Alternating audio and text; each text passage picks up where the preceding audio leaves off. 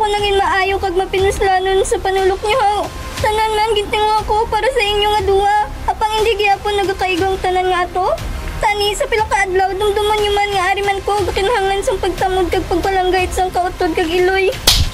Do ano gidya kadamang ang kuya mo nga habagan na sa amon? Dumduma, iloy mo ako kag utod mo siya. Tani hindi na lang ikaw ang nanging iloy ko. Tani hindi na lang kamo ang naging pamilya ko.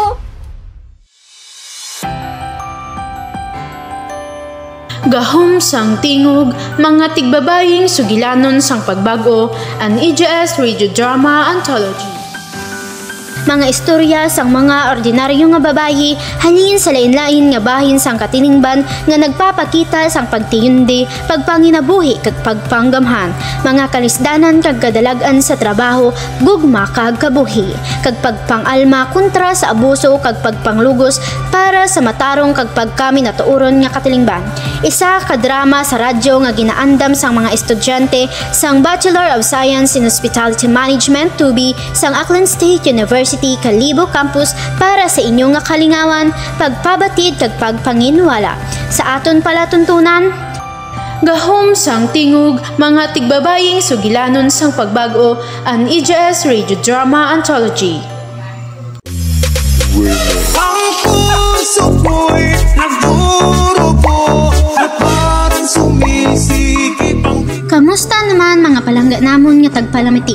Sa adlaw nga ini, isa naman kasugilanon ang aton basahon kag ini hanungod kay Charlene, ang babaye nga amo ang nagapamatuod nga ang kaiwaton sa kabuhi hindi dapat nangin sablag sa aton pagbato para sa mga damgo. Siya at bakit inalang ako? Isa ka adlaw samtang naghulat si Charlene sa iyang abyan sa plaza, ginahuna-huna niya ang mga pagtilaw nga iya na aguman antes pa niya nalabot ang mahamongyaon niya nga kabuhi subong. Frenny, diri ka lang gali, kagina pa ko nagapangita sa imo. Oh, kagina pa ako diri sa plaza ag. Ano gidya ginapaminsar mo nga nahaw daw tama gidya kadalom? Pwede mo man na masugit sa akon kay mamati man ko kag basi may ikabulig ko kung ano man na. Ginahuna-una ko lang ang akon nga mga naaguman. Sang una antes ko nalabot ang akon kahimtang subong. Tama lang gid ang akong desisyon nga ipakigbato ang akon kaugalingon kalipay kinamatarong pagdamgo. Pwede mo bala masugid sa akon kung paano mo nalabot ang kadalagan sa imo nga kabuhi? Sige na lang, pero pagkatapos ini, hindi na ako pagkulita sa bugos ko nga kabuhi. Ini naman daw hindi abyan. Galag lang ko bala. Sa matuod lang, antes pa kita magkilala, amo ini ang akon eksperyensya.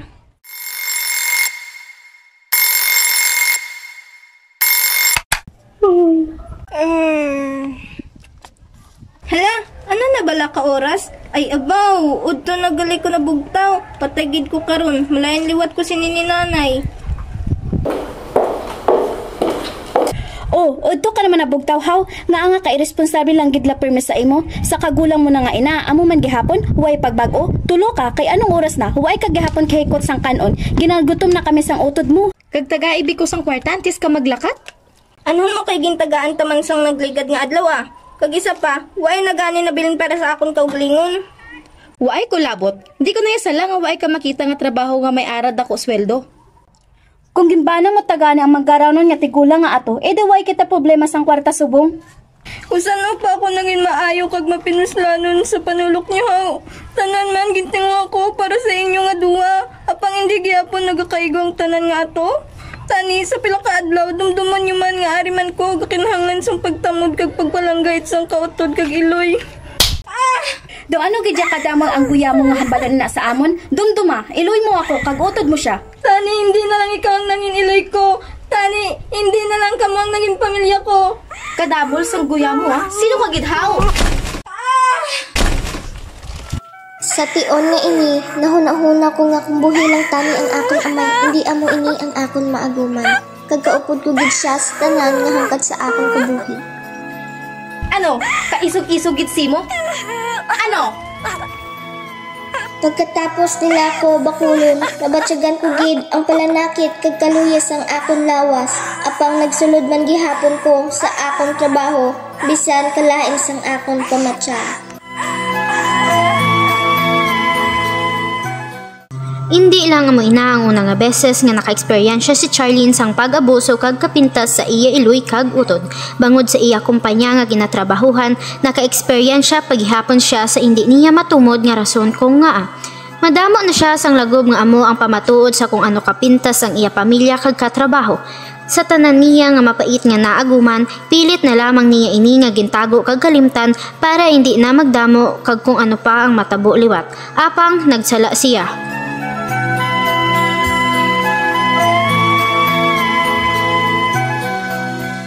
Maayong aga, Ma'am Charlene. Maayong aga man sa imo, Ate Guard. Nga daw ko sa imo subongkon. Damo naman liwat sang lagob sa imo abaga. Siguro ginabuso kaliwat ay. Hindi man sa pagpailabot, ma'am, ako nang kuntani magreklamo ka na kag ipagbato mo ang imo kaugalingon para hindi ka nila amuhon sina. Ambot man nga ni sa akon manang guard. Sige na, masulod na ako kay basi kong mulayan liwat ko.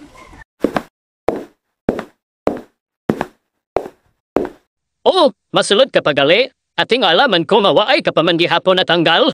La, asa ka? Damgo ka guro ay. Aga pa gani ni? Ha? Harurut na abala tub-tub sa bungwaay ka gihapon garisign how? Magpabilin ka na lang bala sa inyo kung tapusin mo anay mga buluhaton mo sa inyo nga balay. Kay amo man na ang bagay sa imo nga trabaho. Gapa ngayo ko pasaylo, sir. Apang basiwaay mo mahibaluan nga may mga kasuguan kita nga nagahandom sa pagpaanggid sang patas ang tanan.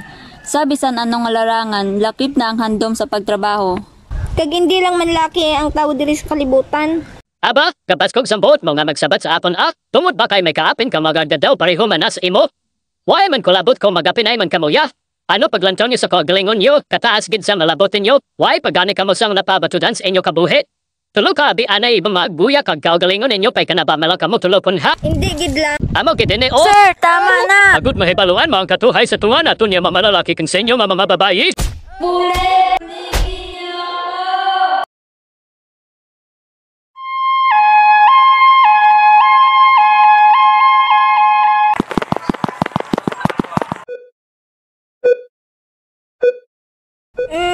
Sa diin ko. Maayo kay bugtaw ka na. Ari ka karon mi sa ospital. Gindali-dali ka sa babayeng gwardiya dala diri kay hindi ka na makamata. Po? Sa diin na siya. Naglakat na siya kay i-report niya ang nahitabo sa imo didto sa opisina ninyo. Nahibalaan mo, miss. Kung ako lang sa imo, mas maayo kung isumbong mo ang pag-aabuso nga imo na agyan sa pulisya. Wala ini nagakahulugan nga nagapamilit ako sa imo kinabuhi. Kundi, naluoy lang ko sa imo sitwasyon kag kahimtangan. Kay nabatyagan ko gid ang imo kalisod. Sa bugos mo nga lawas makita gid yang resulta sang imo ginaagyan nga kasakit. Hindi maayo sa imo kung padayon ka pa sa pagsakripisyo. Sa karon, kinahanglan mo gid danay i-prioritize ang imo kaugalingon para sa imo kaayuhan. Hindi lang ako nagahambal sini sa imo atubangan tungod kay isa ako ka nurse, kundi isa man ako sa mga nagahandom nga hatagan sang hustisya kag seguridad ang tagsa ka babayi pareho sa akon. Nahibaluan ko nga hindi ini madali. Pero, nga hindi mo testingan nga magsugid kag magpakibato para sa imo kaugalingon. Patod, may magapamati gid sa imo tingog, kad may magasuporta sa imo para sa padayon mo nga pagbato sa mga pagtilaw sang imo kabuhi. Nagapati ako sa imo, miss.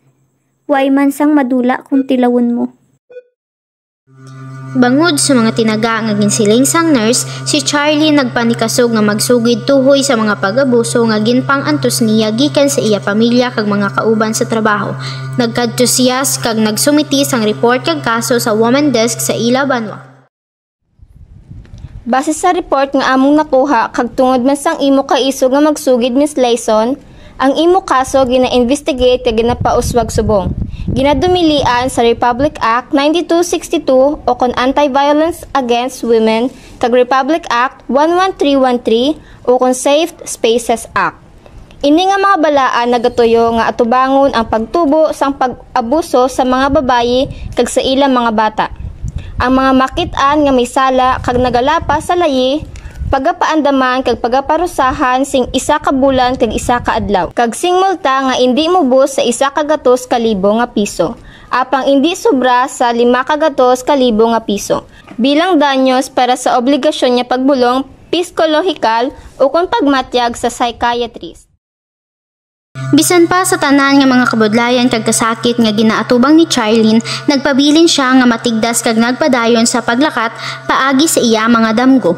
Ang iya sugilanon tunay gid nga nagapalig-on kag inspirasyon sa tagsa-tagsa. Congratulations, Miss Layson. Sugod buwas, hindi ka magtrabaho bilang office assistant diri sa kumpanya. Pagkatapos ang 3 ka tuig nga pagtrabaho sa kumpanya nga puno sa dedikasyon, gin-promote ka bilang office administrator. Congratulations. Kung kinahatagan ko gidsing siguro nga wala sing lugar diri sa kumpanya para sa bisan ano nga sahi sa pag-abuso kag krimen. Kung sa diin man nga aspeto sa trabaho o kung sa personal nga mga katuyuan. Madamo gid nga salamat, boss.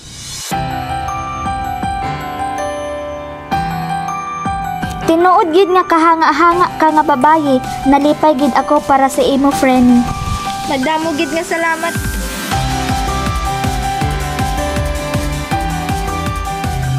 Sa tanan nga mga tagpalamati, ini ang amon mensahe para sa inyo tanan. Ang bugos nga eksperyensya ni Charlie nagapakita sang gahom sang kababayin-an sa pagbaton sang mga pagdilaw kag sa pag-abante sa kabuhi. Ginapasidunggan niya ang pagkamapag-on, ang ikasarang sang kababayin-an, pagtapna, pagbaton kag paglampuwa sa bisan ano nga mga pagtilaw kag sa paglabot sang iya handom.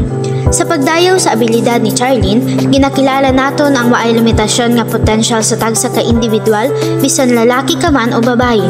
Tanan kita magbuligay sa kada isa kag magtindog para sa pagabatuan ng mga pagpang-abuso batok sa mga malaing nga mga tawo. Sa siningan, pag-unungay kag unidad, aton tanan malabot ang maayong pagpangabuhi kag tadlungon ang banos pakadto sa kapawa ang aton ginahandom.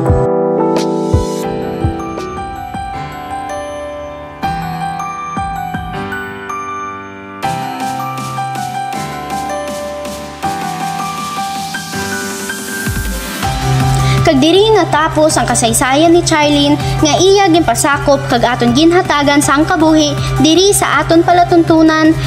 Tingog sang lamharong babayi, gahom sang tingog, mga tigbabaying sugilanon sang pagbag-o, an EJS Radio Drama Anthology. Sa direksyon ni Joanne Karen Francisco, sa pagsulat ni Angeline Zonyo. Listahan sang mga ginapatabangan: Charlene Layson bilang si Charlene, Iris Joy Mughal bilang Abia ni Charlene, Micaela Kahilig bilang Iloy ni Charlene, Abigail Marti bilang Utod ni Charlene, Andrea Rata bilang kaaway ni Charlene, Joanna K. Tihada bilang Lady Guard, Micaela Fernandez bilang Boss, Rezi Roleda bilang Women's Desk, Joanne Karen bilang Nurse,